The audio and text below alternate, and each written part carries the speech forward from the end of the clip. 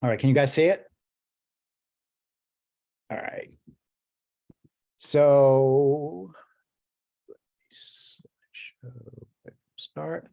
My name is Sean Daley. I'm a professor at Lehigh University in Bethlehem, Pennsylvania.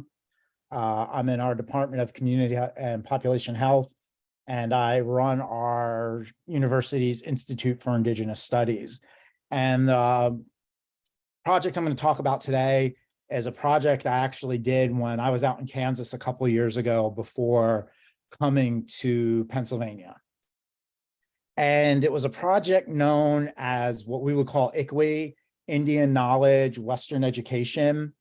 It was a 2-year NEH, National Endowment for the Humanities, funded program to provide professional training and curriculum development focused on contemporary American Indian peoples to a cohort of non-native college faculty members across multiple disciplines and multiple programs. Basically, the idea behind it was we were trying to get non-native faculty members and program directors to develop components for existing courses and programs, or develop entirely new courses and programs that focused on contemporary Indian peoples, contemporary Indian traditions, and issues that Native people face today. The program began in August of 2018 and was supposed to conclude in July of 2020, but we ended up taking an extra year. We got what's called a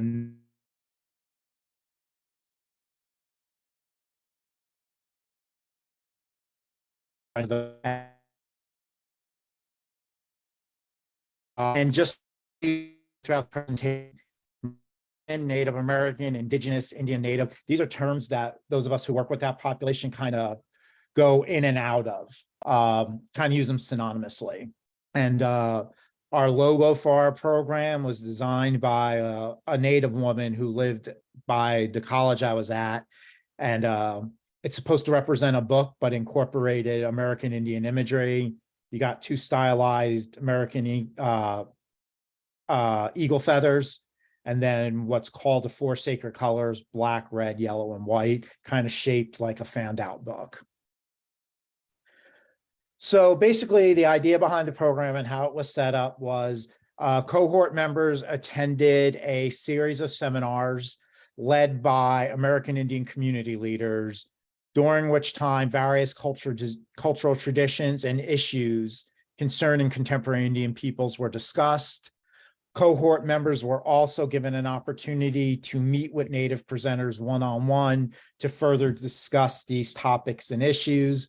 And they also got to travel to Indian communities and cultural events to meet with Native people for further firsthand experiences. So the cohort participants had to apply to be in the program. They had to sign a contract committing to the full 2 years of the program. Otherwise, their stipends would be forfeited. And what they received for participating in the program was a $2,000 stipend, $1,000 for each year, a small library of 18 books focused on contemporary Indian issues, written by a mix of Native and non-Native authors, a trip to Albuquerque and several pueblos in New Mexico, and a trip to Cahokia Mounds in Collinsville, Illinois, which is a place, it's an archaeological site, but they do contemporary Native events there. And we were at a school about a half hour out of Kansas City, Kansas. So to put that, we were not too far from University of Kansas. So little graphic with cohort members. We had a run of professors, full professors, associate professors, things like that, directors, department chairs, and even a curator and director of a program. We had a mix of degrees. We had MA and PhD level people. One of our faculty members was actually a JD, a lawyer, different disciplines, and we had a good mix of genders as well. The Native community members represented a wide range of life experiences. We had people from their late 20s to their mid 70s. Some were born and raised on reservations. Others were from urban communities. A couple of our participants were part of what was called the Red Power movement, particularly American Indian movement and Women of All Red Nations, which were very affluent civil rights groups in the late 1960s and 70s. Some were involved in present day activism. We had artists, singers, dancers from Native American communities.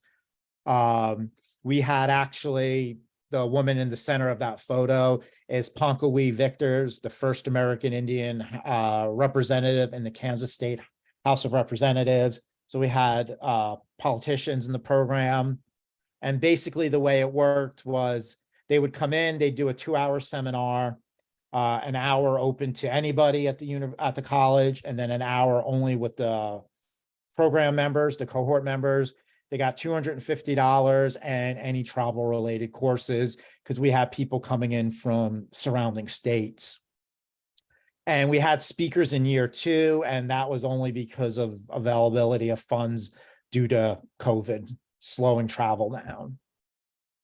And there's just a quick chart of who the community members were, and the tribal affiliation, what they covered, and their gender. Again, we had a nice mix of tribal communities and a lot of good topics covered. One of our presenters was non-native in year 2. She's what's called a TIPO officer, a tribal historic preservation officer for the Delaware Nation out of Oklahoma.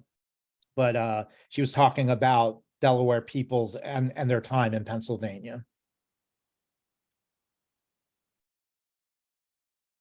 So what did COVID do to us? Well, we lost a trip to Prairie Band Potawatomi Nation in Mayetta, Kansas, a trip to the Gilcrease Museum in Tulsa, Oklahoma, which has one of the best collections of contemporary American Indian art in the United States.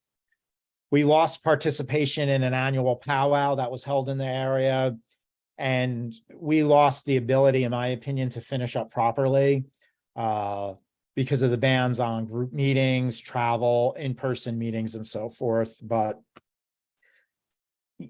we all went through that. Nothing against us. So just a couple of the quick projects we did. So one of the English professors, she incorporated 3 books, 2 relatively new books, and a brand new book at the time. There by Tommy Orange was pretty new, into our class, an English composition course, when the students had to do numerous graded assignments based on these books. And up until this point in time, there was no American Indian writers included in the curriculum at that college. We had an art curator who does art education at our museum at the community college. We had a sizable American Indian art collection because of our location in the country. She developed a docent training program, particularly a manual dispelling myths and stereotypes found in classic American Indian, classic mainstream American art, and developed training sessions for art educators to shift what we know about Native art from non-Native educators, focusing more on what Native artists themselves say. We had the chair and professor from anthropology. He's an archaeologist by training. He developed a YouTube channel with 6 videos talking about Native people and archaeology. And that YouTube channel is open to other people at the college, so people can go in and incorporate those videos into their courses. Our professor of environmental studies developed a new course on Native and Western views of nature, and she incorporated it into an honors course, a component on salmon in the Pacific Northwest and Canada from an Indigenous perspective. So to kind of wrap things up and not go on for too long, the purpose of the program was to bring Native peoples, their communities, their issues into a college curriculum. and have non-native faculty members work with native peoples. And in that sense, you know, we did that. The cohort members engaged with native peoples regularly during the program. We had one speaker come in a month during the first year. They went on 2 trips during that first year. They had some virtual stuff the second year. The idea was regular engagement, regular discussion. And these were things that a lot of participants never had a chance to do because the vast majority of them had never worked with native people before. And they did incorporate what they learned and experienced into their projects and their curriculum development. One of the reasons we think this project was successful was we used a research approach called CBPR.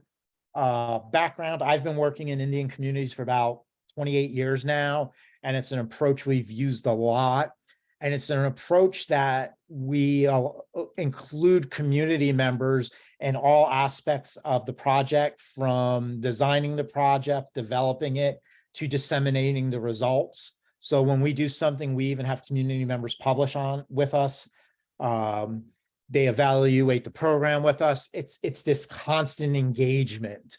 And while this wasn't a research project, we did keep the community involved at all points of the project. Even when we were writing the proposal for NEH, we had Native community input. And I honestly don't think this program would have worked without that input, because it gave the community members buy-in. They were willing to participate. If we asked someone and they couldn't, they recommended somebody who could participate. So again, it was really reciprocal and engaged. And a big movement in education, particularly those of us who work with Native students and teach a lot of Native focused courses, is what we call decolonization, trying to shift the focus and the voice back to allowing Native people to talk about themselves and kind of lead the discussion. And, you know, while this project was not a decolonization project, the fact that we allowed Native people, or we asked Native people and encouraged them to have such an active part, is part of what decolonization is about.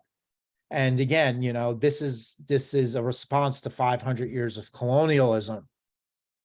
And one of the things I've noticed a lot as somebody who has children in school, who's worked with middle schools and high schools, is that a lot of the curriculum today, the social studies curriculum, the history curriculum, the literature curriculum, still focuses on indigenous people during the Western expansion and colonial settlement period.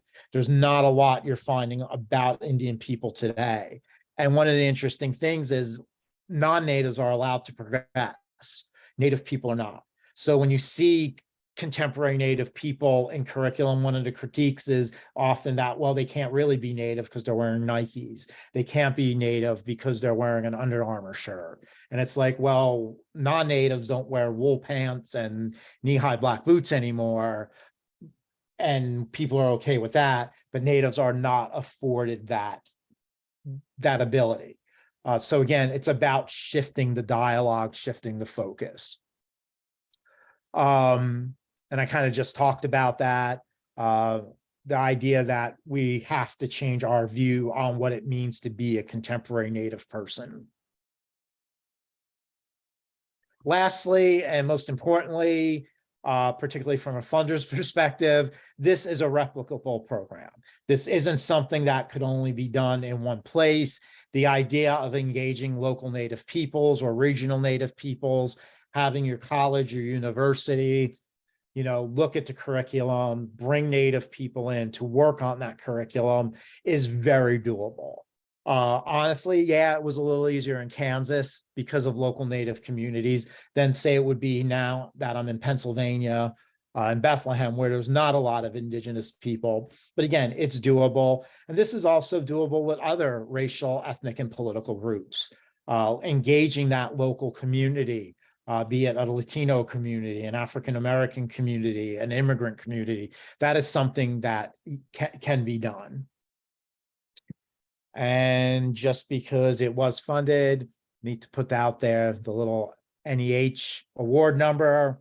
And those are just the 2 citations I have. And I did post this on the conference website. So if there's anything you want from those slides, it's posted and it's available to everybody in attendance. So with that, let me stop sharing.